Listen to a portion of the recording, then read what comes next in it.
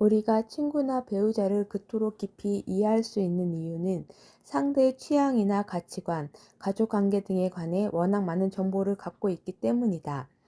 누군가를 안다고 생각했지만 시간이 지나면서 더 많은 정보가 생겨 첫인상을 수정해야 했던 경험이 다들 있을 것이다. 그러니 물리적 공감이 아주 강력하기는 해도 반드시 분석적 공감으로 보완해 주어야 한다. 이게 특히 도움이 되는 것은 상대가 나와 아주 다른 사람이거나 나를 밀어내는 뭔가가 있어서 저항감이 들며 동질감을 느끼기 어려울 때이다. 그럴 때는 상대를 빨리 판단해서 어느 한 유형에 집어넣으려고 하는 것이 자연스러운 반응이다. 물론 세상에는 순전한 바보나 사이코패스처럼 우리가 이해하려고 노력할 필요조차 없는 사람들도 있다. 하지만 그 외 대부분의 사람들은 언뜻 이해가 안 가는 것처럼 보이더라도 그들을 훌륭한 도전 기회라고 여겨야 한다. 우리의 기술을 갈고 닦을 기회라고 말이다. 에이브럼 링컨은 이렇게 말했다. 나는 저 사람이 마음에 안 들어. 어떤 사람인지 꼭 더 알아봐야겠어. 분석적 공감이 이루어지는 것은 대부분 대화나 정보 수집을 통해 상대의 정신 속으로 들어가 볼 때다. 그런데 어떤 정보는 다른 정보보다 훨씬 더 가치 있다. 예컨대 사람의 가치관을 읽어낼 수 있는 정보는 대부분 어린 시절 정립된다. 사람들은 부모와의 관계를 토대로 강하다, 예민하다, 관대하다, 약하다 등의 개념을 형성하는 경우가 많다. 울음을 터뜨리는 남자가 있을 때 예민함의 징후로 보고 매력을 느끼는 여성이 있는가 하면 나약함의 신호로 보고 배척하는 여성도 있다. 이런 식으로 사람들의 가치관을 제대로 이해하지 못하거나 나의 가치관을 상대에게 투영한다면 상대의 반응을 잘못 읽어 불필요한 갈등을 빚게 될 것이다. 그렇다면 우리는 내가 연구할 사람의 어린 시절 및 부모 형제와의 관계에 대해 최대한 많은 내용을 수집하는 것을 목표로 삼아야 한다. 상대가 지금 가족들과 맺고 있는 관계도 그 사람의 과거에 관해 많은 것을 말해준다는 사실을 잊지 마라. 상대가 가족 내에서 권위를 상징하는 인물에게 어떻게 반응하는지 읽도록 노력하라. 이것은 상대가 얼마나 반항적인지 혹은 순정적인지 알아보는 데 도움이 될 것이다. 어떤 배우자를 골랐는지 상대에 대해 많은 것을 말해줄 것이다. 상대가 이야기하기를 꺼리는 것 같으면 비교적 대답이 자유로운 질문을 하거나 나 자신의 가족관계를 솔직하게 인정함으로써 신뢰를 쌓는 것부터 시작하라. 일반적으로 사람들은 자기 자신에 관해 혹은 자신의 과거에 관해 이야기하는 것을 좋아하기 때문에 이런 방법으로 마음을 열게 만드는 일은 꽤 쉬운 편이다. 상대의 극도록 예민한 지점을 알려주는 심리적 방어쇠를 찾아보라. 문화적 배경이 다르다면 상대의 경험으로부터 그런 문화를 이해하는 것이 정말 중요하다. 우리의 큰 목표는 그 사람만이 가진 독특한 개성을 찾아내는 것이다. 정확히 말해 우리는 이 사람이 나나 내가 아는 다른 사람과 다른 지점을 찾고 있다. 공감 기술. 매사가 그렇듯이 공감적인 사람이 되는 것도 일련의 과정이다. 내가 발전하고 있는지, 다른 사람을 깊이 이해하는 능력이 향상되고 있는지 분명히 알기 위해서는 피드백이 필요하다. 피드백에는 두 가지 형태가 있다. 직접적 피드백과 간접적 피드백이 그것이다. 직접적 피드백은 상대의 생각이나 느낌을 물어서 내 짐작이 맞는지 확인하는 방법이다. 신중한 접근이 필요하고 신뢰 관계가 바탕이 되어야 하지만 내 능력을 아주 정확히 측정할 수 있는 장점이 있다. 반면에 간접적 피드백은 라포를 더 많이 느끼는지 어느 방법이 효과가 있는지 내 스스로 가늠해 보는 방법이다. 이 능력을 향상시키고 싶다면 다음과 같은 사항을 염두에 두라. 직접 부딪히며 만나는 사람이 많을수록 당신의 실력은 향상될 것이다. 또 만나는 사람이 다양할수록 기술도 다양해질 것이다. 그리고 생각의 유동성을 계속 유지하라. 사람에 대한 생각은 결코 한 번의 판단으로 끝나지 않는다. 누군가를 만나면 계속해서 주의를 기울여라. 대화가 진행되는 동안 상대는 어떻게 변해가고 나는 또 상대에게 어떤 영향을 주는지 살펴라. 매 순간 집중하라. 상대가 내가 아닌 다른 사람과는 어떤 식으로 교류하는지 지켜보라. 사람들은 종종 상대가 누구냐에 따라 아주 다른 모습을 보인다. 유형에 초점을 맞추지 말고 상대가 나에게 일으키는 전반적인 느낌이나 분위기에 주목하라. 이런 느낌이나 분위기는 계속해서 바뀐다. 여기에 능숙해지면 사람들의 심리 상태를 알아챌 수 있는 신호들을 더 많이 알게 될 것이다.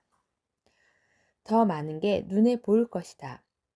본능적 교감과 분석적 교감을 계속해서 섞어 사용하라.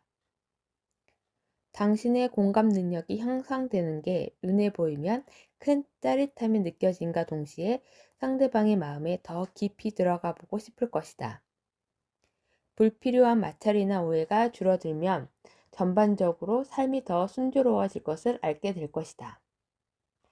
인간 본성에서 가장 뿌리 깊은 법칙은 인정받기를 갈망하는 것이다. 윌리엄 제임스, 19세기 미국의 심리학자. 자기도취자의 4가지 유형. 통제강 자기도취자. 소비에트 연방의 수상이 된 지 얼마 안 되던 시절 이오시프 스탈린을 처음 만난 사람들은 대부분 그가 놀랍도록 매력적이라고 생각했다. 그는 자기보다 한참 어린 부하들에게도 그를 부를 때는 존칭을 생략하게 했고 말단 관리자들에게조차 방문을 활짝 열어놓았다. 남의 이야기를 들어줄 때는 어찌나 집중해서 관심을 기울이는지 그의 눈빛에 온몸이 뚫어질 것 같은 기분이 들었다. 그는 사람들의 가장 깊숙한 곳에 위치한 생각과 불신마저 다 읽어내는 듯 보였다. 그러나 누가 뭐래도 그의 가장 큰 특징은 상대로 하여금 중요한 사람이 된 것 같은 기분을 느끼게 한다는 점이었다. 그는 상대방을 혁명가 핵심층의 일원이 된 것처럼 느끼게 만들었다. 사무실 밖에서 어울릴 때면 어깨동무를 했고 헤어질 때면 꼭 다정한 말을 한마디씩 남겼다. 어느 젊은이가 나중에 쓴 것처럼 스탈린을 한 번 만난 사람은 그를 다시 만나고 싶어 안달이었다. 왜냐하면 그는 이제 우리가 영원히 하나가 됐다고 여길 만큼 강한 유대감을 느끼게 만들었기 때문이다. 종종 그가 보이는 다소 시큰둥한 태도는 수하들을 미치게 만들었지만 그런 분위기가 지나고 나면 다시 또 언제 그랬냐는 듯 그의 애정을 흠뻑 느낄 수 있었다. 그의 매력 중에는 그가 혁명의 완벽한 본보기란 점도 작용했다. 그는 인민의 일원이었다. 거칠고 다소 무례한 면도 있었으나 보통의 러시아 사람이라면 누구나 그에게 동질감을 느낄만 했다. 그리고 무엇보다 이오시프 스탈린은 아주 재미난 사람이었다. 그는 노래 부르는 것을 좋아하고 저속한 농담도 잘했다. 그러니 그가 서서히 새를 키워 소비에트 연방 전체를 장악하게 된 것도 결코 무리가 아니었다. 그러나 해가 가고 권력이 커지자 스탈린이라는 사람의 또 다른 면이 서서히 새어나오기 시작했다. 친근하게 보이던 그의 모습은 생각처럼 그렇게 단순하지 않았다. 그의 핵심 측근 가운데서 의미심장한 징후가 처음으로 나타난 것은 아마도 세르게이 키로프의 사례일 것이다. 키로프는 공산당 정치국의 실세였을 뿐만 아니라 1932년 스탈린의 아내가 자살한 이후 그의 가장 친한 친구이자 신복이었다.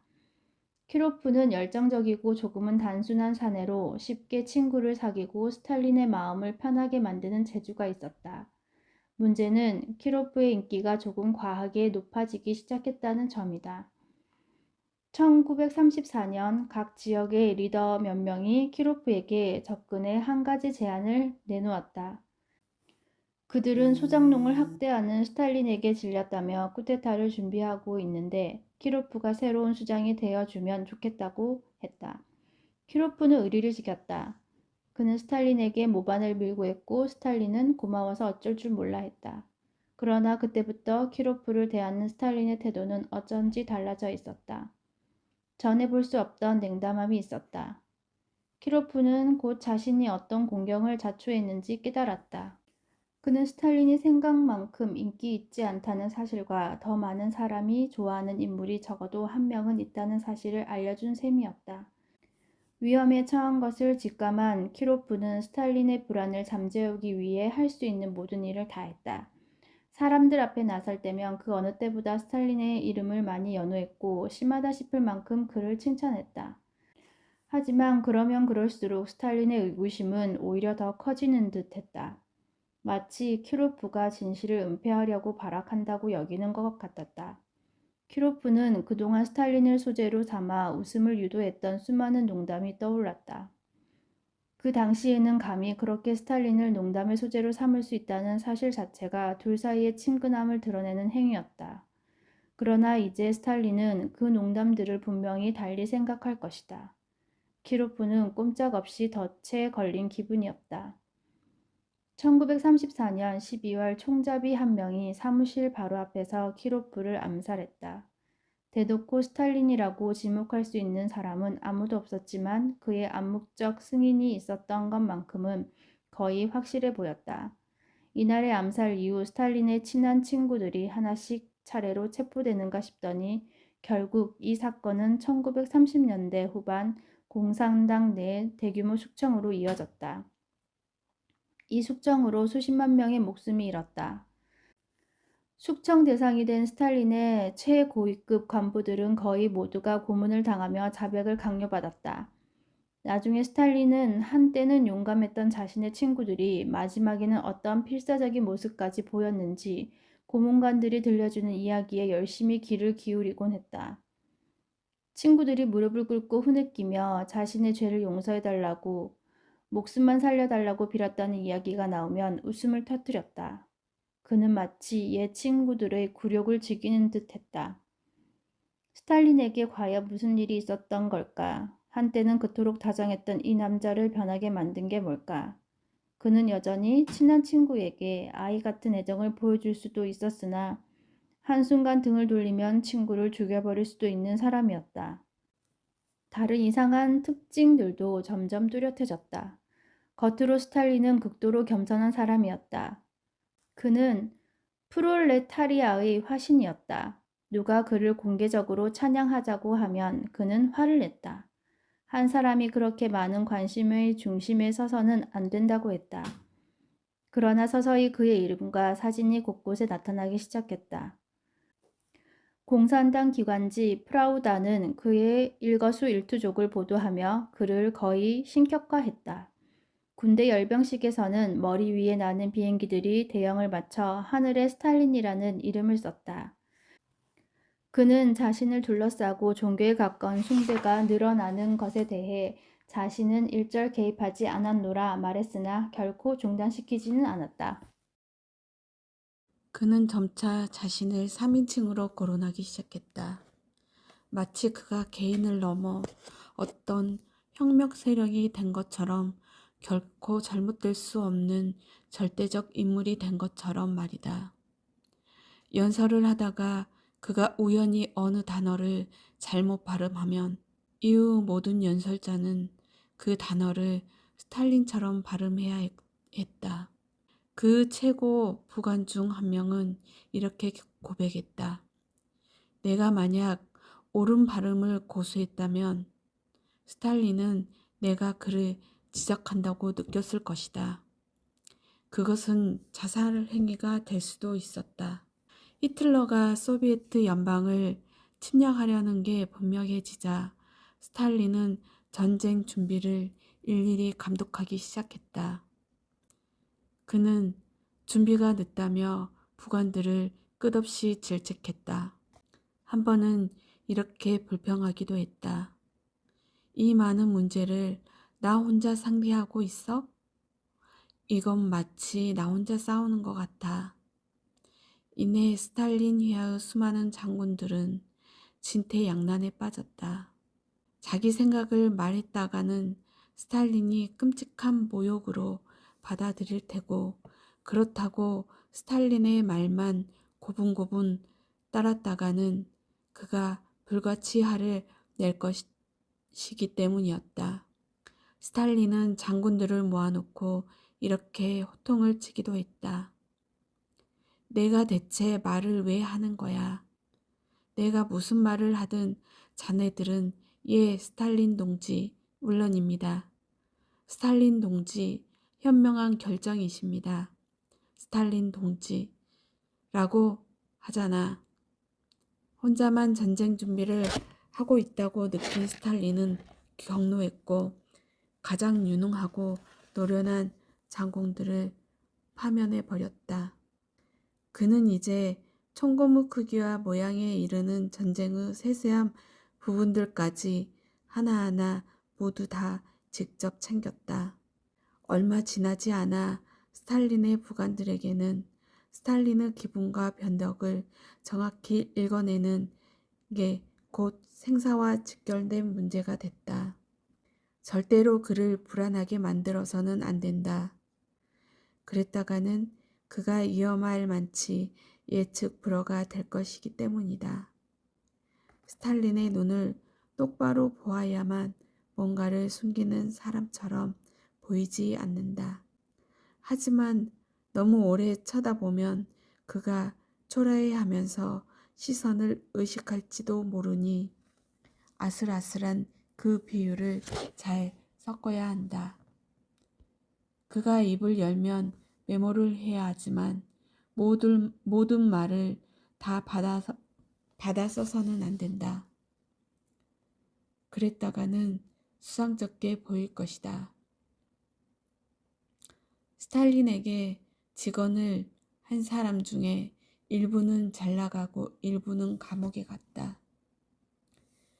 해석은 전체적으로는 스탈린의 말을 따르면서도 살짝살짝 언제 직언을 섞어야 할지 아는데 있었다.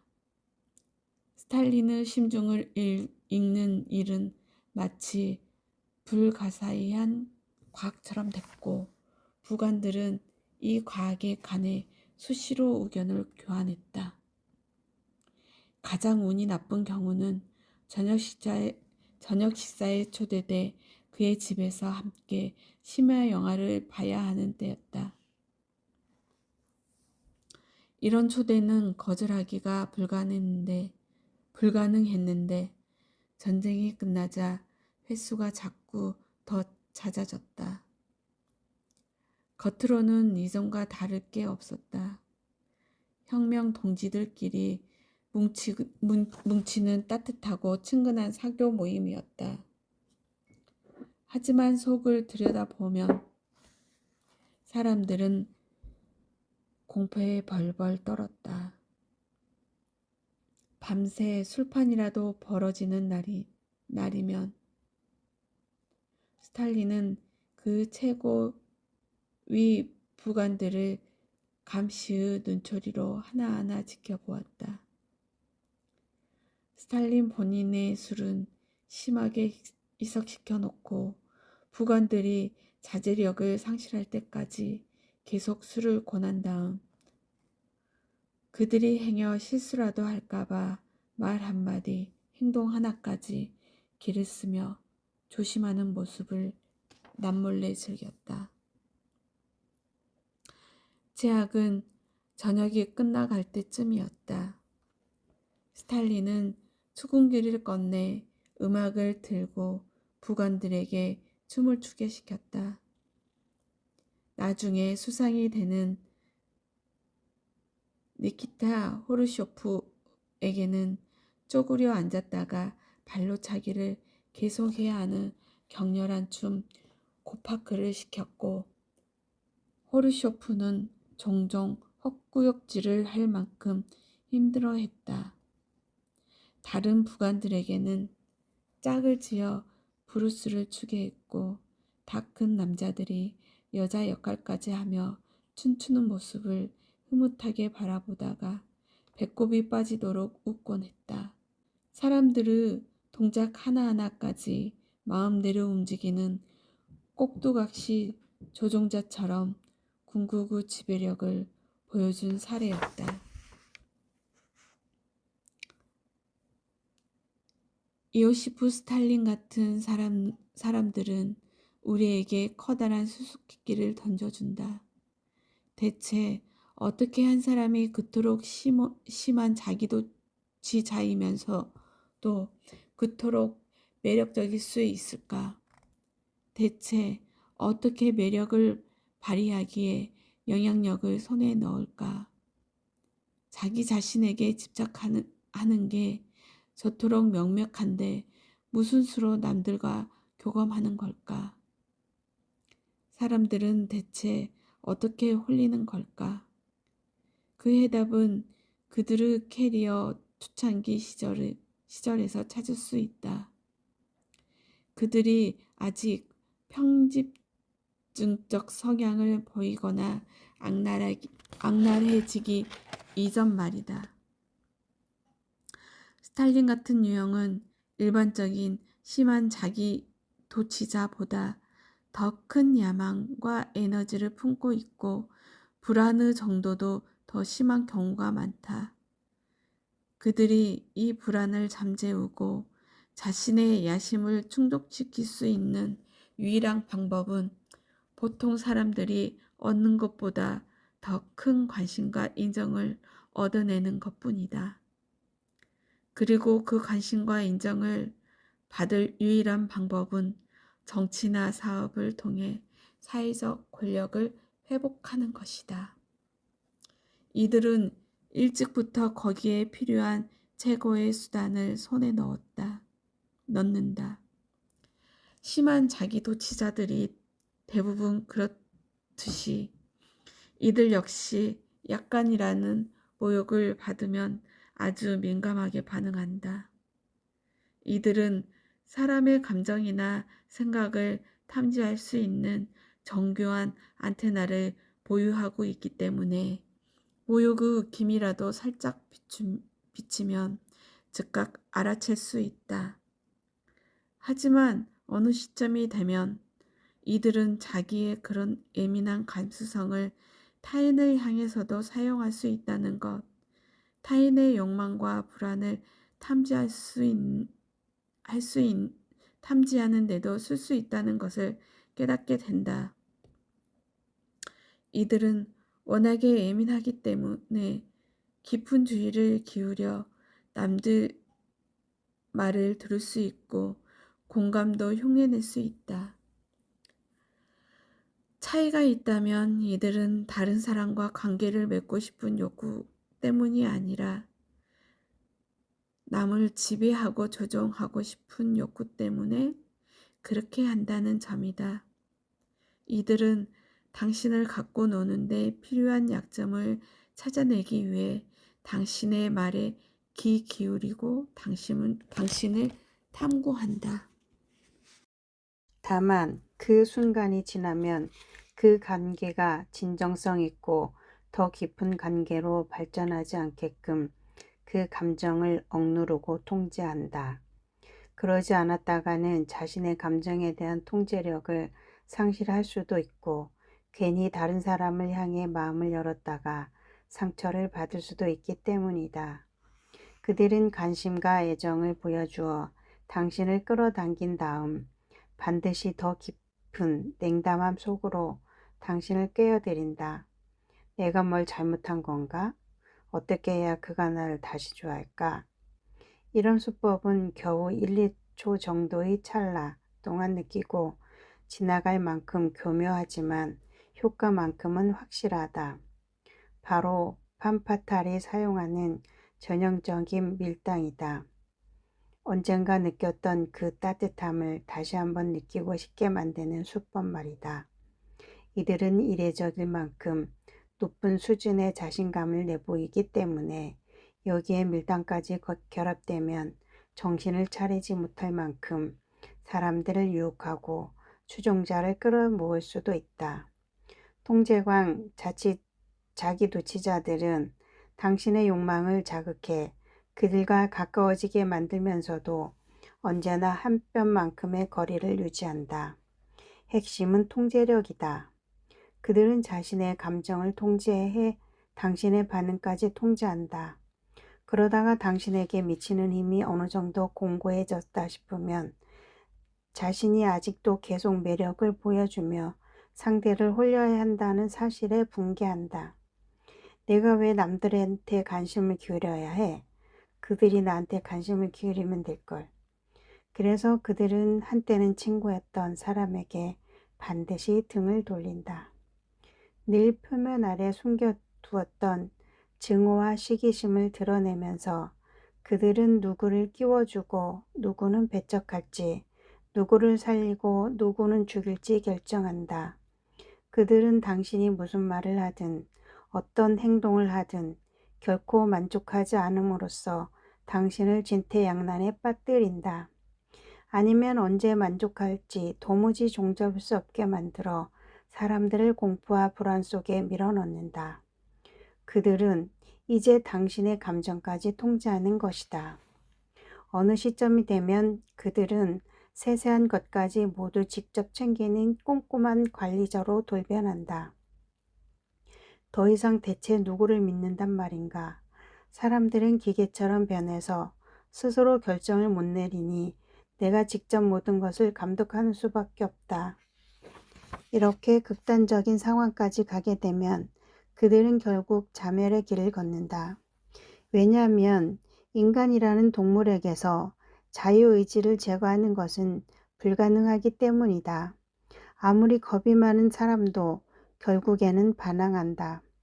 스탈린이 뇌졸중으로 죽어가던 말년에 부관들 중에 감히 그를 돕거나 의사를 불러준 사람은 아무도 없었다. 스탈린이 그렇게 방치 속에 죽은 것은 부관들이 결국 그를 두려워함과 동시에 혐오하게 됐기 때문이다. 살면서 누구나 한 번쯤은 이런 유형과 마주친다. 이들은 야망을 통해 직장 상사나 CEO, 정치인, 사이비 교주 등이 되는 경우가 많기 때문이다. 이들이 위험한 사람이라는 것은 처음부터 알 수 있다. 처음 그들이 매력을 발산할 때부터 말이다. 본능적 공감을 활용하면 우리도 그들을 꿰뚫어 볼 수 있다. 그들이 보여주는 관심은 깊이가 없고 결코 오래 지속되지 않으며 틀림없이 판파탈과 같은 밀당을 전개한다.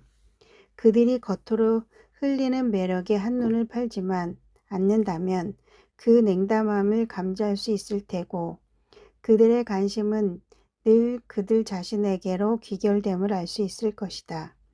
그 사람의 과거를 한번 살펴보라. 그들은 자신의 약점까지 내보일 수 있는 깊고 친밀한 관계를 맺은 적이 단 한 번도 없을 것이다. 힘든 유년기의 흔적은 없는가? 스탈린의 경우 아버지는 아들을 무자비하게 때리는 사람이었고 어머니는 다소 냉담하고 사랑이 없는 사람이었다. 아들의 진짜 본성을 알아보고 남들에게도 경고해 주려 했던 사람들의 이야기를 들어보라. 실제로 스탈린의 전임자였던 블라디미르 레닌은 스탈린의 이런 치명적 본성을 알고 죽기 직전 남들에게도 그 사실을 알려주려 했다. 그러나 레닌의 권고는 크게 주목받지 못했다. 통제관 자기도취자 밑에서 매일을 함께 보내는 직원들은 공포에 질린 표정을 하고 있을 것이다. 그런 표정에 주목하라. 상대가 통제강 자기도취자라고 의심되면 반드시 거리를 두어야 한다. 그들은 호랑이와 같아서 일단 가까이 가고 나면 도망치는 것은 불가능하다. 결국 잡아먹히고 말 것이다. 과장된 자기도취자 1627년 프랑스 루던에 위치한 우르술라 수녀원의 원장은 잔 드 베시엘이라는 새 식구를 맡게 됐다. 잔은 괴상한 사람이었다.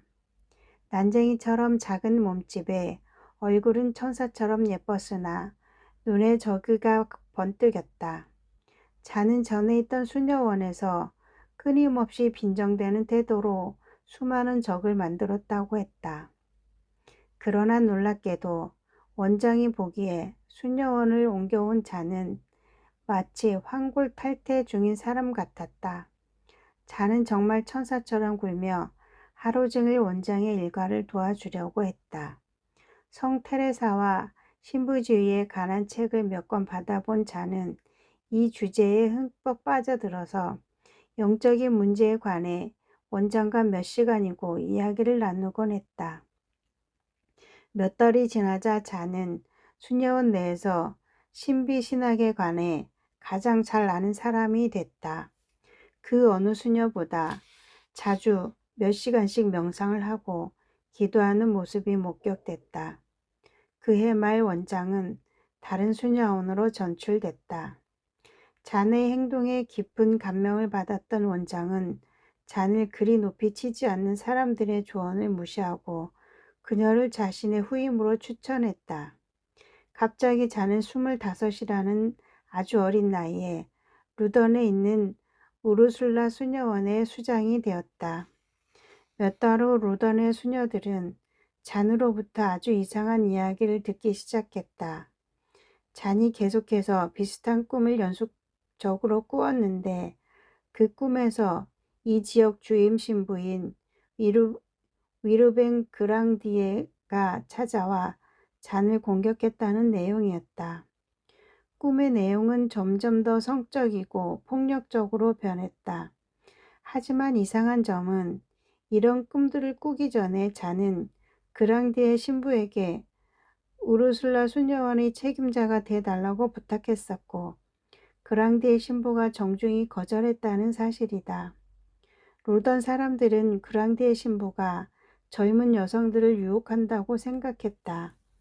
잔은 순전히 자신의 판타지를 채우고 있었던 걸까? 그토록 신앙심 두터운 잔이 모든 걸 지어냈다고 보기는 어려웠고 잔이 설명하는 꿈들은 너무나 생생하고 자세했다. 잔이 꿈 이야기를 시작하고 얼마 지나지 않아 다른 수녀들도 비슷한 꿈을 꾸었다고 했다. 어느 날 수녀원의 고해성사를 담당하는 칸용 민용 신부는 한 수녀가 그런 꿈 이야기를 늘어놓는 것을 들었다. 민용 신부도 다른 사람들과 마찬가지로 오랫동안 그랑디의 신부를 경멸하고 있었다. 민용 신부는 이번이 마침내 그랑디의 신부를 끝장낼 기회라고 보았다. 그는 퇴마사를 불러들여 수녀들에게 퇴마의식을 치렀다.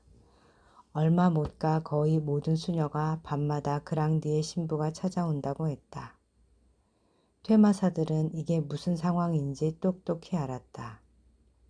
수녀들은 그랑디의 신부가 조종하는 악마에 쉰 것이다. 민용 신부와 뜻을 같이 한 사람들은 주민들을 교화하기 위해 퇴마의식을 일반에 공개했다. 이 재미난 광경을 놓치고 싶지 않은 사람들이 아주 먼 곳에서부터 구름처럼 몰려들었다. 수녀들은 바닥을 구르고 온몸을 비틀고 다리를 드러내고 비명을 지르며 음란한 소리를 끝도 없이 외쳐댔다. 그 중에서도 악마에게 가장 심하게 씬 것처럼 보이는 사람은 잔이었다. 잔은 다른 수녀들보다도 더 격렬하게 몸을 비틀었고 그녀의 입을 통해 말하는 악마들은 더 심한 사탄의 말들을 짓거렸다. 이제 퇴마사들의 눈에 그랑디의 신부는 무슨 수를 썼는지는 알 수 없어도 루던의 착한 수녀들을 홀려 타락시킨 게 분명했다.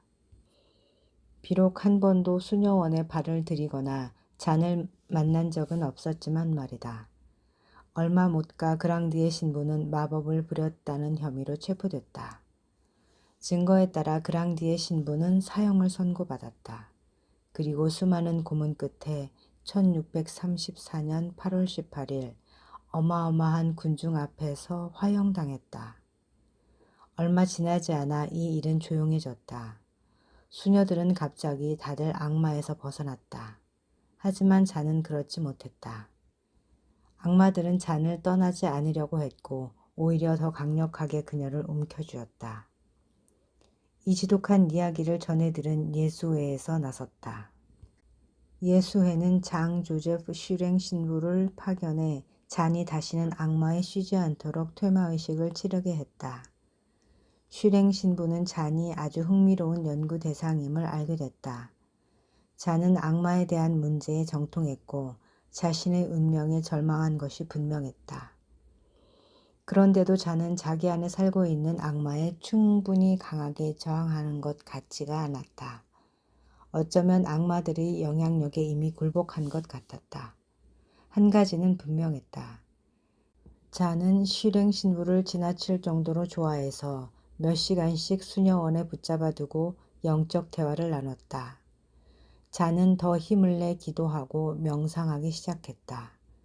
잔은 없앨 수 있는 사치란 사치는 모두 제거했다. 딱딱한 바닥에서 잤고 구토를 유발하는 약숙 물약을 음식에 탔다. 잔은 자신이 점점 좋아지고 있다며 슈랭 신부에게 자신은 하나님에게 너무나 가까워져서 하나님으로부터 입에 키스를 받았다고 고백했다. 슈랭 신부의 도움으로 악마들은 하나씩 하나씩 그녀의 몸을 떠났다. 그리고 그녀의 첫 번째 기적이 일어났다. 그녀의 왼손 손바닥에 요셉이라는 글씨가 뚜렷이 새겨진 것이다. 며칠 후 이 글씨가 희미해지더니 그 자리에 예수라는 글씨가 나타났고 다음에는 마리아, 이후에도 계속 여러 이름이 나타났다. 바로 하느님의 진정한 은총을 상징하는 성혼이었다. 이후 잔은 깊은 병에 걸려 죽음이 가까워 보였다. 그녀는 긴 금발을 늘어뜨린 아름다운 어린 천사가 찾아왔었다고 했다. 그 다음에는 성 요셉이 찾아와 그녀가 극심한 통증을 느끼던 옆구리를 만지며 향유를 발라주었다고 했다.